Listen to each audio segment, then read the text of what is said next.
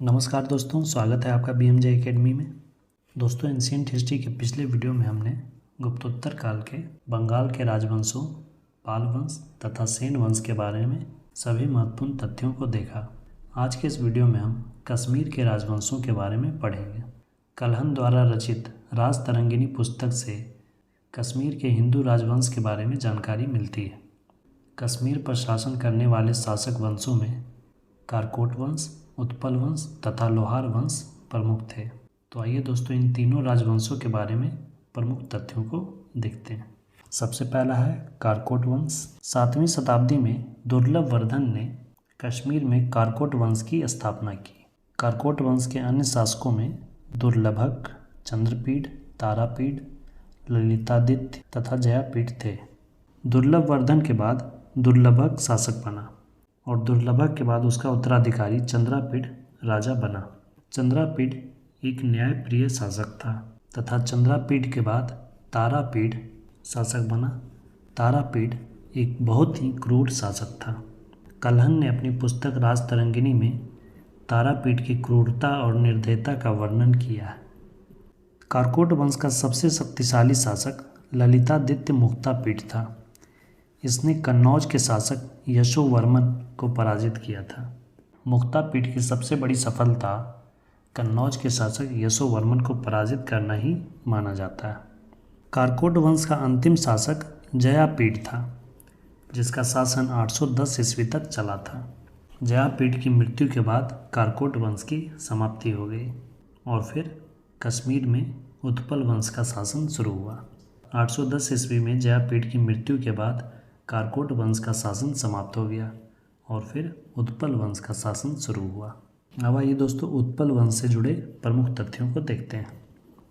कारकोट वंश के बाद कश्मीर में उत्पल वंश का शासन शुरू हुआ।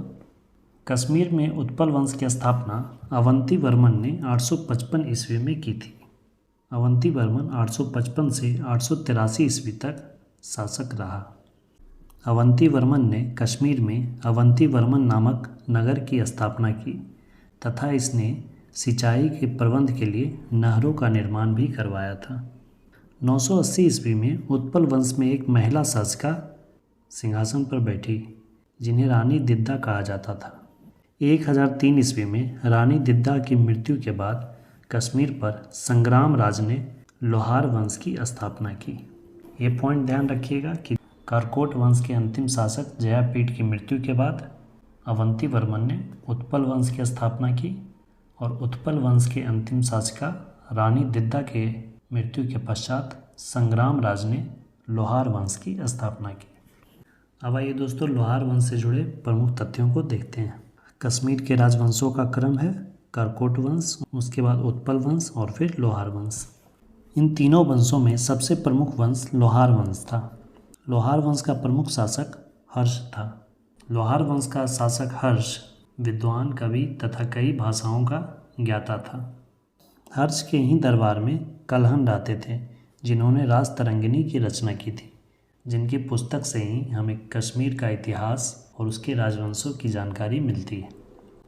राजतरंगिणी पुस्तक में कश्मीर के इतिहास, कश्मीर की भौगोलिक स्थिति, नदियों, पर्वतों, जलवायु तथा प्रमुख राजवंशों की जानकारी मिलती है। लोहार वंश का प्रमुख शासक हर्ष को कश्मीर का नीरो भी कहा जाता है।